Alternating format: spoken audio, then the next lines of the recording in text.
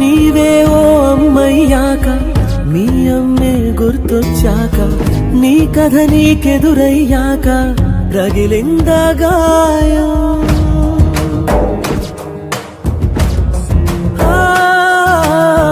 పువ్వులనే పెంచే మాలి ఉళ్ళల్లో వెతకడు జాలి తిరిగిందా నిన్నటి గాలి మనసైనా మాయం.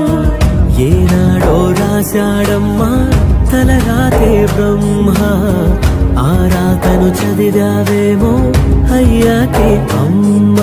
బ్రతుకే నవలైనా కథలింతేమైనా